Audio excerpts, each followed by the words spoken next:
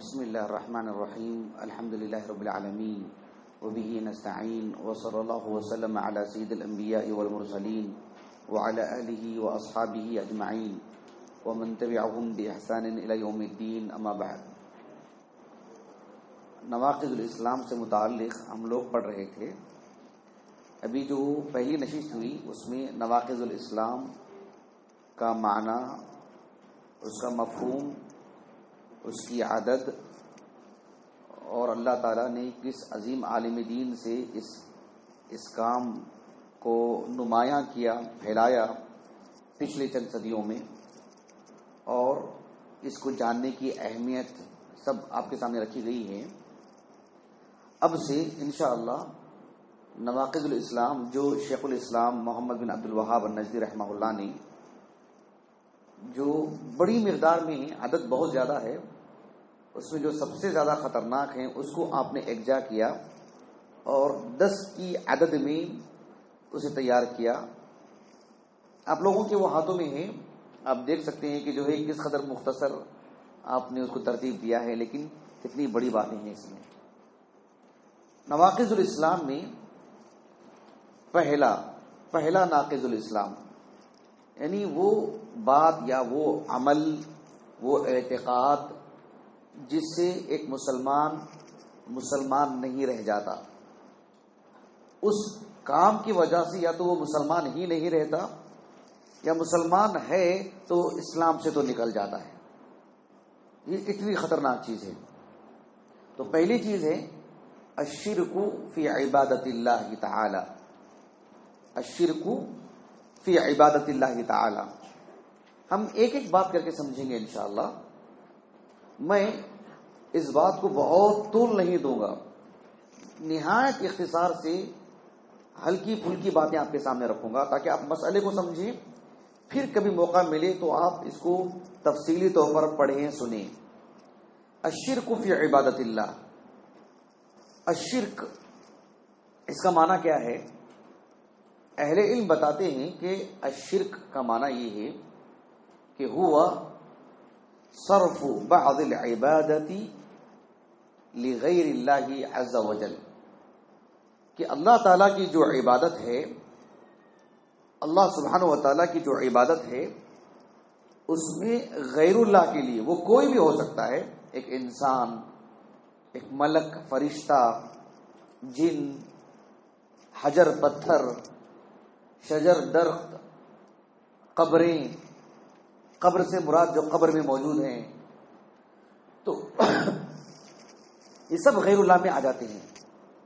تو الشرک کا مطلب یہ ہوتا ہے کہ صرف بعض العبادہ لغیر اللہ عز وجل، اللہ تعالی کی عبادت میں کسی کو کچھ حصہ دینا، کسی کو شریک کرنا، یہ ہے الشرک. یعنی دعوت غیر اللہ مع اللہ، اللہ کے ساتھ غیر اللہ کو بھی اس میں ملا لینا، اللہ کے ساتھ غیر اللہ کو بھی اس میں شامل کر لینا. اب غیر اللہ سے مراد جیسے کہ میں نے کہا کہ اس کی متعدد شکلیں ہو سکتی ہیں. اللہ کے علاوہ جو بھی ہے سب اللہ کی مخلوق ہے. تو اللہ رب العالمین کی مخلوق کو اللہ تعالیٰ کی عبادت میں شریک کرنا، دعوت غیر اللہ مع اللہ. اس کے بعد جو شیخ الاسلام محمد بن عبد الوہاب النجدی نے کہا رحمہ اللہ کہ ناقض الاسلام جو پہلا ہے کہ الشرک فی عبادت اللہ. العبادہ کیا معنی العبادہ کی؟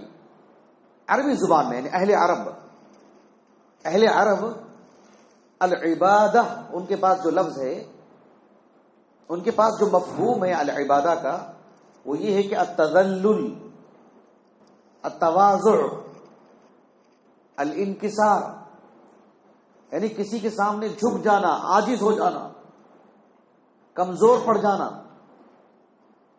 کسی کے سامنے جھک جانا، اپنے آپ کو اس کے حوالے کر دینا کہ بھی ہم ٹوٹ چکے ہیں، ہم گر چکے ہیں، اب ہمارا کچھ نہیں ہے، آپ جو کہیں گے وہ، ہم آپ کے سامنے عاجز ہیں، ہم آپ کی طاقت کو مان جاتے ہیں. یہ اس کا بنیادی معنی ہے عربی زبان میں العبادہ. ایک عالم دین ہے 8ویں صدی ہجری کے دنیا کی چنندہ معروف بڑے علماء میں سے شیخ الاسلام ابن تیمیہ رحمہ اللہ، نام تو سنا ہوگا آپ نے، احمد ابن عبد الحلیم ابن عبد السلام، شیخ الاسلام ابن تیمیہ رحمہ اللہ 728 ہجری سے وفات ہے ان کا۔ آپ کی تحریریں متعدد ہیں، مجلدات میں ہیں۔ العبودیہ ان کی کتاب ہے، کئی جگہ پر انہوں نے اس بات کو لکھا ہے کہ جب العبادہ کہتے ہیں اسلام میں العبادہ، تو اس کا مفہوم کیا ہوتا ہے؟ وہ کہتے ہیں کہ اسم جامع لکل ما یحبہ اللہ ویرضاہ من الاقوال والاعمال الظاہرۃ والباطنۃ، یعنی العبادہ ایک ایسا اسم ہے، ایک ایسا کلمہ ہے جو بالکل چھوٹا سا کلمہ ہے، مختصر سا کلمہ ہے، لیکن پوری چیزیں اس کے اندر سمیٹ دی گئی ہیں، سب اس کے اندر آ گیا ہے، ایک جامع لفظ ہے یہ۔ یعنی اللہ رب العالمین جو چاہتے ہیں، جو پسند کرتے ہیں، اللہ سبحانہ و تعالی کی حب کا جو تعلق ہے، اللہ کی پسند کا جو تعلق ہے، اللہ کس کو پسند کرتے ہیں؟ توحید کو، اللہ کی عبادت کو، صدق گوئی کو، حلال کو اللہ سبحانہ و تعالیٰ چاہتے ہیں، اسے پسند کرتے ہیں۔ اللہ تعالیٰ شرک کو ناپسند کرتے ہیں، کوئی شیطان کے راستے میں جائے اللہ اسے ناپسند کرتے ہیں، تو ہر خیر کو اللہ پسند کرتے ہیں۔ اللہ نے اسی لیے اس کا حکم دیا ہے، چاہے وہ قول ہو چاہے وہ عمل ہو، یعنی جو بھی بات، جو بھی عمل جسے اللہ سبحانہ و تعالیٰ پسند کرتے ہیں، جس سے اللہ راضی ہیں، اسے کہتے ہیں عبادت، جسے اللہ پسند کرتے ہیں۔ ہر وہ بات جسے اللہ پسند کرتے ہیں وہ عبادت، ہر وہ کام جسے اللہ پسند کرتے ہیں وہ عبادت۔ بات واضح ہے؟ یعنی جتنی بھی باتیں ہیں جسے اللہ نے پسند کی ہیں، جتنے بھی اعمال ہیں جسے اللہ پسند کرتے ہیں، تو وہ عبادت ہے۔ عبداللہ بن عباس رضی اللہ عنہما کہتے ہیں کل ما جاء فی القرآن العبادہ فمعناها التوحید، قرآن میں جہاں بھی عبادت کا لفظ آیا ہے اللہ کے لیے، اس کے معنی توحید کی، کہ اللہ کی توحید کو قبول کیا جائے، اللہ کی توحید کو مانا جائے، یہ معنی ہے اس کا۔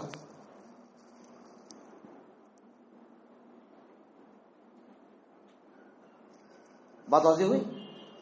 تو یہ بڑی اہم چیز ہے، اور جو بھی نیکی کا کام اللہ تعالیٰ کی رضا کے لیے، اللہ کی خوشنودی کے لیے کیا جاتا ہے، کوئی بھی نیکی کا کام، اسی کو اطاعت کہتے ہیں۔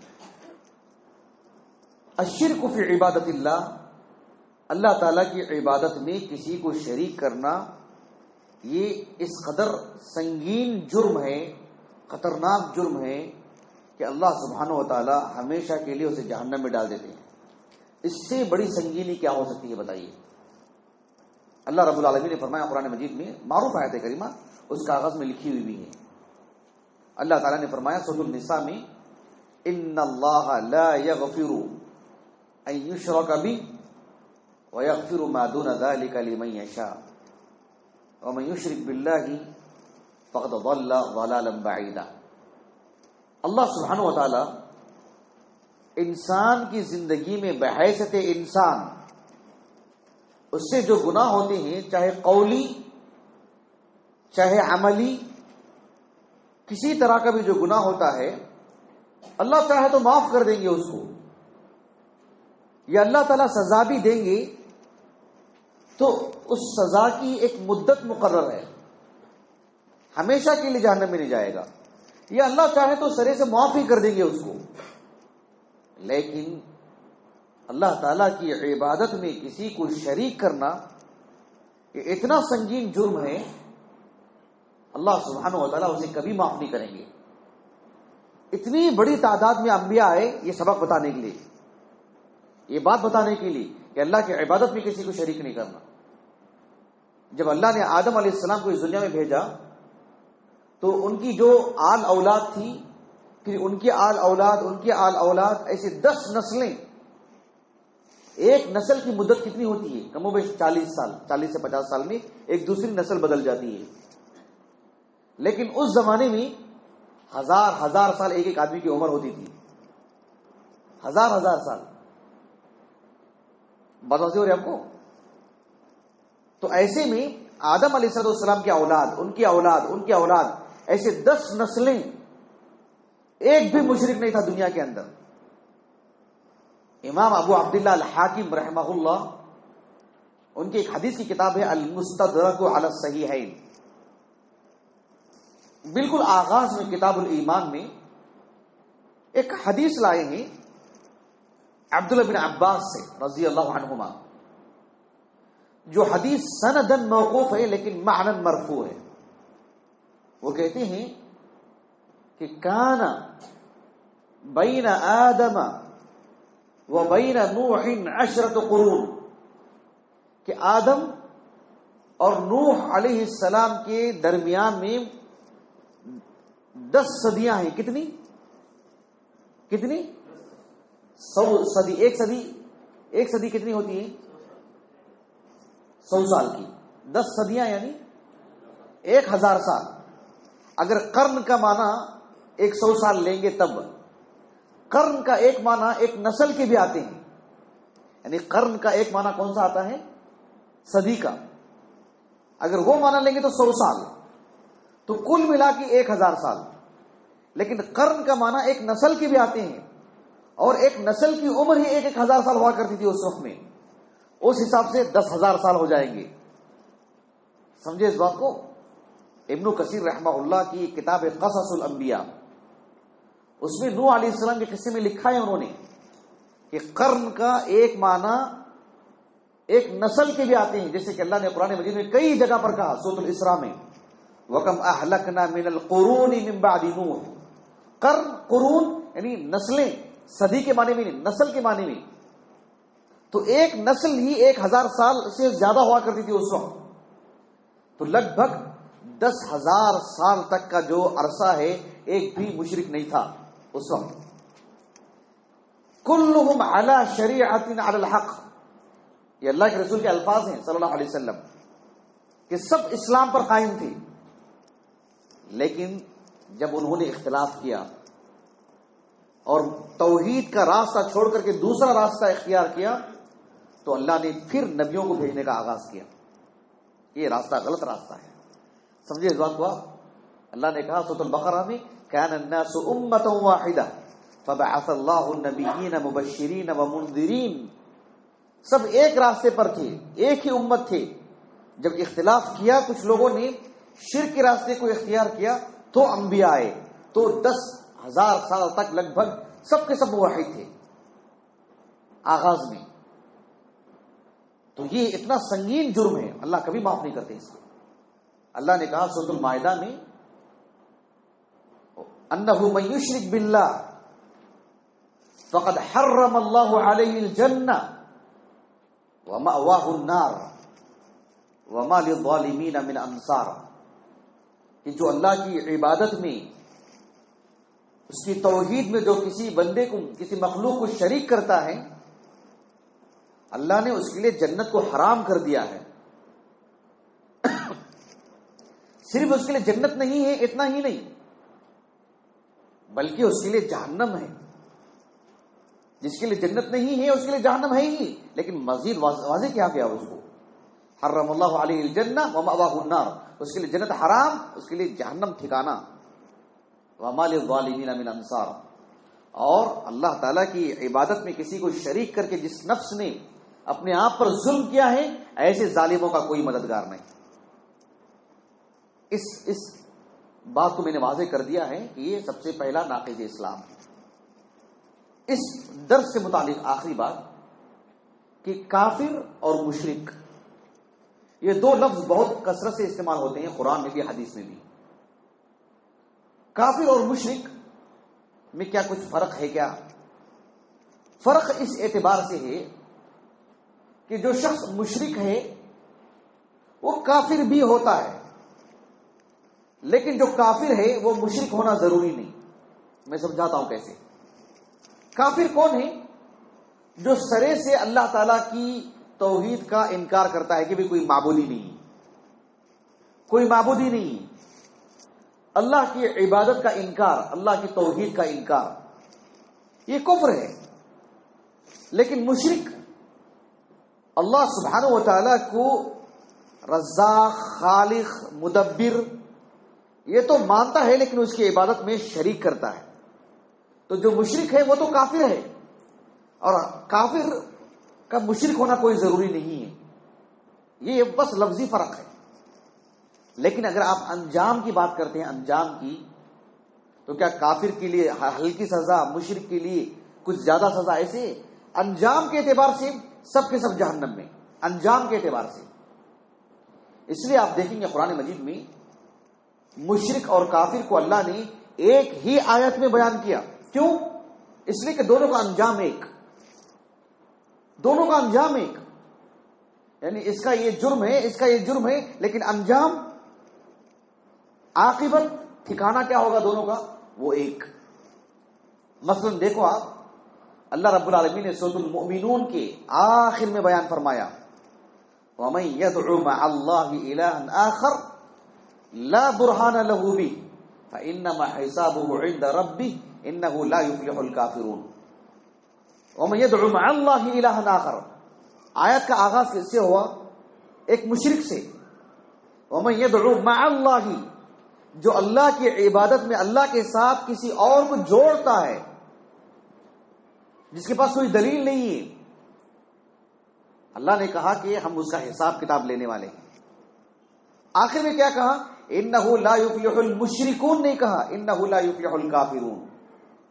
آیت کے آغاز میں مشرک، اسی آیت کے اختتام میں کافر۔ کیوں؟ دونوں کا انجام ایک، دونوں کا معاملہ ایک۔ سمجھے اس بات کو آپ؟ اسی لیے اللہ کے رسول کی جو حدیث ہے نا، صحیح مسلم کی، جابر ابن عبداللہ رضی اللہ عنہما کہتے ہیں اللہ کے رسول نے کہا صلی اللہ علیہ وسلم بین الرجل وبین الشرک والکفر ترک الصلاۃ، کہ ایک انسان اور کفر اور شرک کے درمیان فرق کرنے والی چیز نماز ہے۔ تو شرک اور کفر کو دو علیحدہ علیحدہ لفظ استعمال کیا اللہ کے رسول نے، اور دونوں کو اللہ کے رسول نے ایک مسلمان کے مقابل بتایا۔ تو دونوں الفاظ الگ ہیں، لیکن نتیجے کے اعتبار سے دونوں ایک ہیں۔